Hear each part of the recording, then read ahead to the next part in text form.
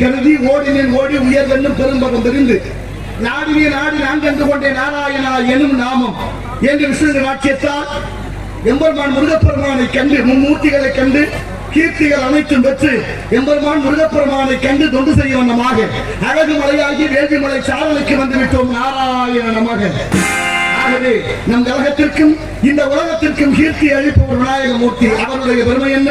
5 கரத்தினை, ஆன முகத்தினை, இந்தி நிலம்பரை கோல் வயிற்றினை, நந்தி மகந்தனை, ஞான கொழுந்தனை, புந்திக வைத்தடி போற்றுகின்றோம். மூசிக வாகன மோதகத்த சாமர கர்ண விளம்பின சுத்திர வாமனருவ மகேஸ்வர புத்திர விக்கின விநாயக பாத நமஸ்தே. திகர சக்கர சமூகம் இந்திரா சகர சக்கர தாமரை நாயகன் அகர சக்கர வெண்மணி யாவரை விகட சக்கர நீப்பதம் போற்றுவோம் என்றெல்லாம் போற்றக்கூடிய பாதம் தெரிதேனும் பாதம் மறுப்பு இவை நாளும் கலந்துனக்கு நான் தருவேன். கோலம் செய் துங்க கரிமுகத்து தூமணியே நீ எனக்கு சங்கத்தமிழ் 3 தான் என்ற வகையிலே அவரை வணங்க வேண்டும். அற்புத கீர்த்தி வேண்டும், ஆனந்த வாழ்க்கை வேண்டும், நற்பொரு குவிட வேண்டும், நலமலாம் வருக வேண்டும். கற்பக மூர்த்தி தெய்வ களஞ்சியத்து இருக்கை சென்று பொற்பதம் அணிந்துவாரின் பொய்யில்லை கண்ட உண்மை என்றார் திருவுடல் பட்டியார். இருந்தால் விநாயகனை பணிந்தோம். சர்வம் சக்திமயம். அம்பாள் எதிரே குடிகொண்டிருக்கின்றார். நடக்க சக்தி இல்லை, இருந்தும் கொடுக்க சக்தி இல்ல. மனசு இருந்தோம் சொல்றோம்ல, எல்லாத்துக்கும் சக்தி ஒன்று வேணும். ஆகையினால் அம்பாளை பணிந்து பிறகு பணியை தொடரும்.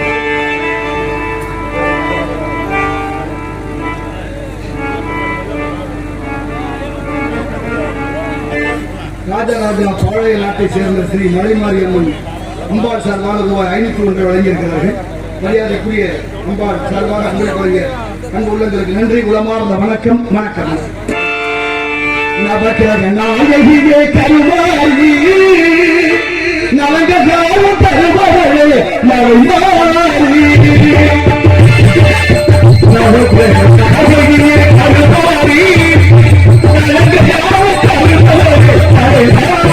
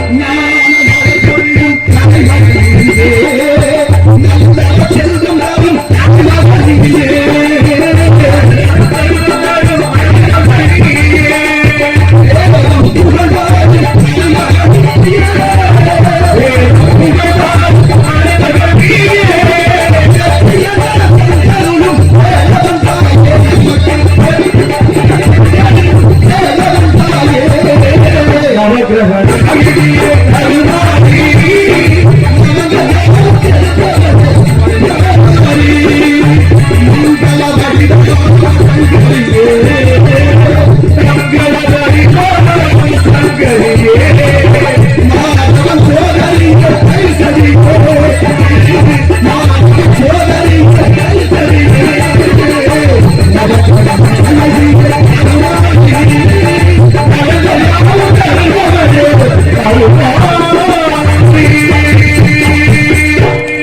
நன்றி நன்றி நன்றி. வித்தகருளால் விற்பதருளால் தேவயாகம், பிரம்மயாகம், பிதுர்யாகம், சதுர்யாகம், புத்திரகாமேற்றி யாகம், அஸ்வமேத யாகம், மானுட யாகங்கள், இப்படி பல யாகங்களை செய்துவிட்டால் கிடைக்கும் யோகம். யோகத்தின் விரோதியோ செய்வோகம். யோகத்தை மறந்து யாகத்தை செய்து யோகத்தை பெற்று அந்த யோகத்தாலே உள்ளம்பரிய கோயில், ஊனுடம்பை ஆலயம், வல்லபரானார்க்கு வாய்கோபுர வாசல், கள்ளப்புலனைந்தும் காணா மணி விளக்கு, தெல்ல தெளிந்தார்க்கு சீவனே சிவலிங்கம் என்று திருமூலர் திருமந்திரத்திலே பாடினார். உள்ளங்கோயில், உடம்பு ஆலயம், மூச்சு காத்தே சிவலிங்கம். அப்படின்னா என்ன அர்த்தம்?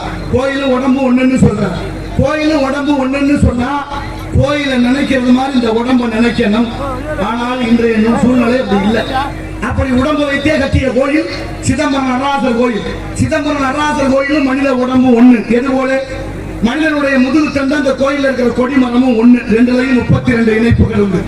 மனிதன் ஒரு நாளைக்கு விடக்கூடிய மூச்சு 21,600. அந்த கோயில வேயப்பட்டிருக்கிற தங்க ஓடுகள் 21,600. இந்த உடம்புல 72,000 தசைநாறுகள், நரம்புகள். அங்கே அடிக்கப்பட்டிருக்கிற ஆணி 72,000. இந்த உடம்புல நவதுவாரம் 9 வாசல். அந்த கோயிலையும் 9 வாசல் படி.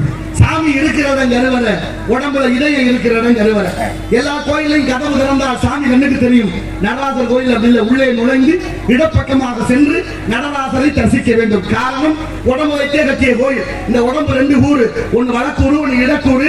இடப்பக்கம் தான் இதயம் இருக்கு என்பதை உணர்ந்த அந்த திருமூலர் அறிவியல் வளராத காலத்தில் கட்டப்பட்ட கோவில் நடராஜ பெருமானுடைய சிதம்பரம் கோயில். இப்படி மனிதனுக்கும் கோயிலுக்கும் நிறைய தொடர்புகள் உண்டு. இன்னும் பாருங்க, திருப்பரந்துறை என்ற ஆவுடையார் கோவில். கோயில்னா நந்தி இருக்கணும், கொடிமரம் இருக்கணும், பலிபீடம் இருக்கணும், சிவலிங்கம் இருக்கணும். இது எதுவுமே இல்லாம ஒரு கோயில். அப்படி இருக்குன்னா நம்ம திருப்பரந்துறை என்ற ஆவுடையார் கோவில். நந்தி இல்ல, சிவலிங்கம் இல்ல, கொடிமரம் இல்ல, பலிபீடம் இல்லை. இத்தனை இல்லாமல் வீதியில நின்றே சாமியை பார்க்கலாம். அப்படி ஒரு அதிசயமான ஒரு கோவிலை மாணிக்க வாசக பெருமான் கட்டி இருக்கிறார் என்பது பெரிய ஆச்சரியம். அந்த கோவில்ல என்ன படைக்கப்படுது? பாகற்காயும் அகத்திக்கரையும் படைக்கப்படுகிறது. இன்னும் சொல்லணுமா, கோயில் வெண்ணின்னு ஒரு ஊர் தஞ்சாவூர் மாவட்டத்தில் கோயில் வெண்ணி. அந்த ஈசனுக்கு பெயரு கரும்பீசுவரர். ஒரு மூட சர்க்கரையை கூட கருவறையில கொட்டி வைத்தாலும் ஒரு எறும்பு கூட அந்த சர்க்கரையை தீண்டாது. இன்றும் நடந்து கொண்டிருக்கிற அதிசயம். ஒரு மூட சர்க்கரையை கருவறையில கொட்டினாலும் ஒரு எறும்பு கூட அந்த சர்க்கரையை தொடாது. அங்கிருந்து ஒரு கைப்பிடி அள்ளி வெளியில கோபுரத்துக்கு வெளியில போட்டாச்சுன்னா அடுத்த வினாடியே வச்ச எறும்பு வந்து வந்துடும். இன்னைக்கு நடக்குது. அப்ப இறைவன் இருக்கிறான்னு சொல்றதா இல்லைன்னு சொல்றதா? எவ்வளவு பெரிய அதிசயங்கள் இந்த நாட்டில் நடந்துகிட்டு இருக்கு. ஆமா, 1000 கோயில் சிவன் கோயில், 1008 கோயில், 108 கோயில் பெருமாள் கோயில். அது மட்டுமல்ல, காசி விஸ்வநாதர் காசியில மட்டுமல்ல தென்காசியிலும் இருக்கிறார். தென்காசி கோயிலுக்குள்ள போற போது ராஜகோபுரத்துல கால் வச்சோடனே காத்து நம்மளை வெளியில தள்ளும். அதை மீறி உள்ளே நுழைந்தால் காற்று நம்மளை உள்ள தள்ளும். அப்படி ஒரு சுழற்சி அந்த இடத்துல இன்னும் நடந்து கொண்டே இருக்கிறது. சென்றவர்களுக்கு தெரியும். அந்த காற்று எங்கிருந்து வருது? ஆரியங்காவு கணவாய் வழியாக பொதியமலை சார்ந்த வழியாக வரக்கூடிய காற்றை தடுத்து நிறுத்தி கட்டிய கோபுரம். அதுவும் 1800களிலே பாண்டிய மன்னர்களா இயற்கையே மறித்து நிரூபிக்கக்கூடிய வல்லமையும் அறிவும் தமிழர்களுக்கு இருந்தது என்றால் இதை விட ஒரு சான்று வேண்டுமா?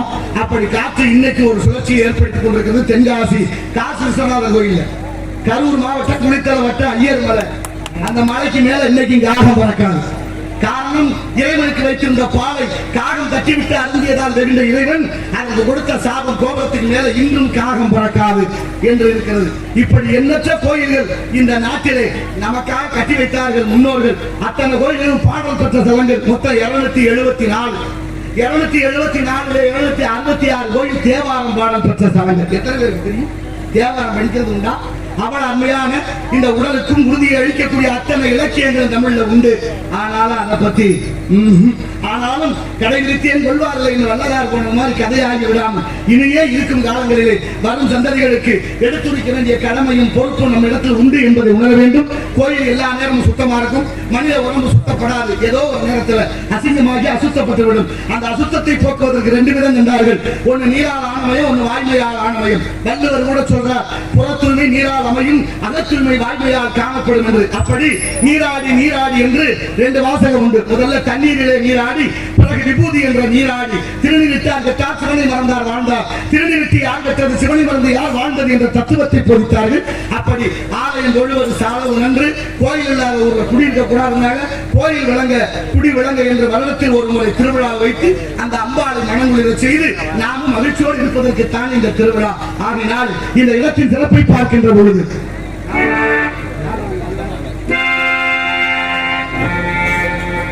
அங்கே சிரிப்பவர்கள் சிரிக்க சொன்னது ஆனந்த சிரிப்பு, இங்கே நீ சிரிக்கும் புல் சிரிப்போ ஆனந்த சிரிப்பு. நல்ல தீர்ப்பை உலகம் சொல்லும் நான் வரும் போது அன்று சிரிப்பவர் யார்?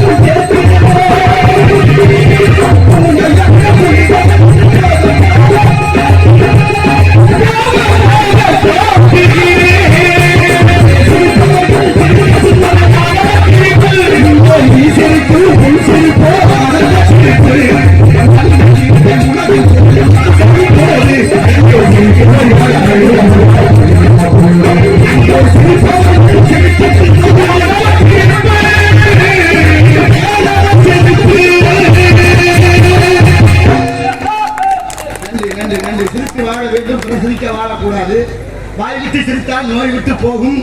ஆகையால முகம் அழகா இருக்கணும்னா ரொம்ப நேரம் சிரிக்கலாம். சிரிக்கிறதுனால முகம் அழகாகுமா? கோபப்பட்டா என்ன ரத்தம் சூடேறும்.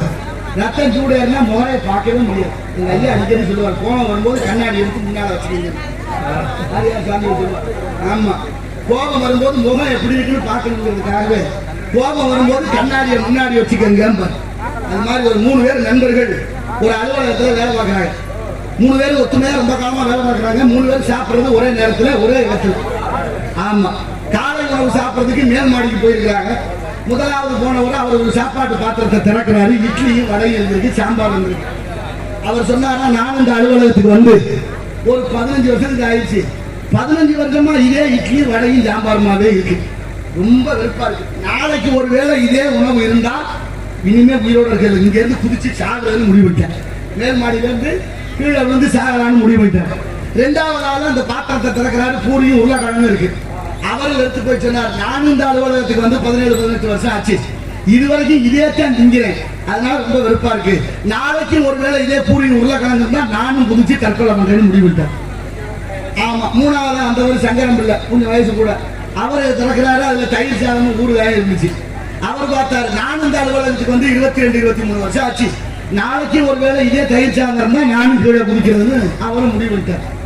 3 பேருமே ஒத்துமையா முடிவு பண்ணியாச்சு. மறுநாள் காலையில வந்தாங்க, வேலையை முடிச்சு சாப்பிட போற நேரத்துல முதலாவது வந்தவர் அவர் பாத்திரத்தை திறக்கிறாரு. வேடிக்கை பாருங்க, அதே இட்லி, அதே வடை, அதே சாம்பார். அவ்வளவுதான், சொன்னபடி குதிக்கணும் இல்ல, படக்குன்னு குதிச்சுட்டாரு. 2வது ஆள் திறந்து பார்க்கிறாரு, அதே புரியும் உருளைக்கிழங்கு, அவரும் குதிச்சாரு. 3வது வந்த சங்கரம் பிள்ளை, அவருக்கும் தயிர் சாதம் வடை ஊருக, அவரும் குதிச்சுட்டாரு. 3 பேரும் குதிச்சாச்சு. இடுப்பல் முடிஞ்சு கையால் முடிஞ்சு வச்சு உயிர் மட்டும் போகல. 3 பேரும் கொண்ட மருத்துவமனையில கிடக்கு. 3 பேருடைய மனைவிமார்கள் தான் அங்க கதறிக்கிட்டு வர்றாங்க. பாவி மனிதர்களா, என்ன ஏதுன்னு சொல்லாம இப்படி தற்கொலை பண்ணிட்டீங்க, இப்படி முயற்சி பண்ணலாமா, ஒரு வார்த்தை சொல்லியிருந்தா எதா இருந்தாலும் நாங்க பேசியிருக்காங்க, புள்ள விட்டு எப்படி காத்தாருன்னு காப்பாற்றுறது பதறி போய் இருந்துச்சுங்க. அதுல முதலாவது குதிச்சவருடைய மனைவி தான் ஒருத்தர் கேட்கிறாரு, ஏமா என்ன பிரச்சனை, சாப்பிடுறதான பிரச்சனை, என்ன பண்ணி வச்சா, ஏன் குதிச்சாரு? அட ஏங்க, நான் அவர் சொல்லியிருக்காரு, விரும்பி சாப்பிட்றாரு, எனக்கு தினமும் இட்லியும் வடையும் வச்சேன். ஒரு நாளாவது எனக்கு பிடிக்கலன்னு அவர் சொல்லியிருந்தா நான் மாற்றி சமைச்சு கொடுப்பேன் தானே. ஒரு வார்த்தை கூட சொல்லல, சரி பிரியப்பட்டு சாப்பிட்றாராக்குன்னு அதே வச்சு இருந்துச்சு. அந்த மறுநாள் இன்னொரு அம்மா கேட்டாங்க, அந்த அம்மா சொல்லுது, 3 பேரும் குதிக்கிறதுக்கு மட்டும் ஒத்துமையா குதிச்சு சாப்பிட்றதுக்கு முயற்சி பண்ணாங்க. 3 பேரும் அந்த சாப்பாடு பாத்திரத்தை ஆள் சொன்னா மாத்தி சாப்பிட்டா நல்லா இருக்குல்ல, இந்த யோசனை எங்களுக்கு தெரியும். அந்த அம்மா சொன்னா. 3வதா சங்கரம் உள்ள மனைவி, அந்த அம்மா கூட உங்க வீட்டுல என்னம்மா பிரச்சனை, ஏன் அப்படி குதிச்சாரு? இந்த மனுஷனை கட்டிட்டு வந்து 35 வருஷம் ஆச்சுங்க. 35 வருஷமா அந்த ஆள்தான் சமைச்சு எடுத்துட்டு வரேன், எனக்கு தெரியாது. அதை 2 பேரும் குடிச்சான், சரி இந்த என்ன பிரச்சனை தெரியுமில்ல, நல்லதும் கெட்டதும் அவரவர் தான். மற்றவர்களால எந்த துயரமும் இங்க இல்லை. அதனால நன்மையும் தீமையும் பிறகர வாரா என்றார் கணியன் பூங்குன்றனார். எத்தனையோ விஷயங்கள் இருக்கு, எத்தனையோ நம்மளும் நினைக்கிறோம், எதையாவது சிந்திக்கிற தன்மை மனிதர்களுக்கு உண்டு. அதனாலதான் மனிதன் பேரு. மண் திறப்பது, மண் நினைப்பது, திறம் காப்பாற்றுவது. அதனால மந்திரம் என்ற எழுத்துறது மனிதனாக வந்தது. அப்படிப்பட்ட உயர்ந்த சிந்தனையோடு வாழும் இந்த இடத்தை பார்க்கின்ற போது ஒன்று, திருப்பதி மலை வாழும் வெங்கடேசா,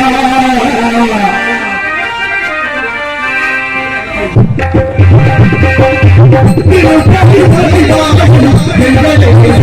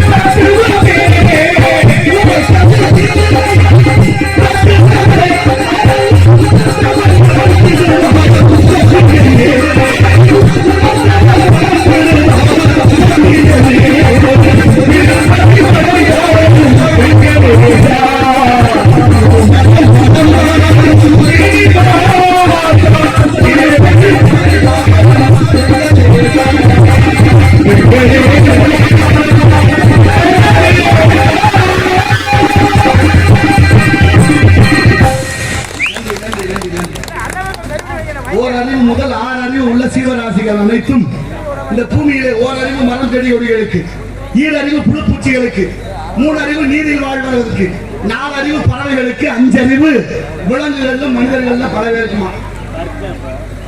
5 அறிவு விலங்குகளுக்கு மனிதர்கள் பல பேருக்குமா 6 அறிவு தானே மனிதர்கள் என்று தொல்காப்பியர் அப்ப வளர்த்து வச்சுட்டார். விவரமா கேட்கிறாரு. ஏன்னா 6 அறிவு ஆண்டவன் படைப்புல எல்லாருக்கும் இருக்கு. எத்தனை பேர் பயன்படுத்தினாதான் பிரச்சனை இல்லை. பயன்படுத்தினா தானே 6 அறிவு வேலை செய்யுது அர்த்தம். 6 அறிவு படைத்து என்ன செய்ய? சில பேருக்கு 5 அறிவும் சில பேருக்கு 4 அறிவும். 6 அறிவு ஓரறிவு தெரியாம எழுதி வச்சாங்க பாருங்க. மாவு மாக்கள் மையறிவினை என்பது தொல்காப்பியம். கம்பளே வராது மக்கள் விளங்கு ஒண்ணுன்னு. இன்னும் தெளிவா சொல்லணும். சில வீட்டுல போய் கேட்டு பாருங்க. உங்க அம்மா அம்மா ஏமா உங்க வீட்டுக்காரங்க அங்கிருக்கேன் கோச்சியா போறாங்க அப்படின்னா என்ன ஆடா மாடன் ஆகி போச்சா? என்ன அருகாக தமிழ் சமூகத்தை நிறுத்தி பாருங்க. ஆடு மாடு அட்டை அரணை பாம்பு பள்ளி ஒட்டக ஓன அனைத்தும் இந்த வடிவத்தில் வளர வச்சான் இறைவன். மனிதன் ஒருவனைத்தானே மேல் நோக்கி வளர வைத்தான். அதனால இலக்கணம் அதற்கு உயர்தினை என்ற பெயர் வைத்தது. தமிழன் எவ்வளவு மாண்போடு நல்ல உயர்ந்த குணத்தோடு, உயர்வுன்னு சொன்னா எதிர்ப்பதன் தாழ்வு, வரவுன்னு சொன்ன பள்ளம், வரவுனா செலவு, மேடுனா பள்ளம், ஆணுனா பெண்ணு, எதிர்ப்பதம் அப்படித்தான் இருக்கு. இருந்தாலும் இலக்கண பிழையும் இல்லாமல் சரியான நல்ல நோக்கத்தோடு உயர்வினை என்று பெயர்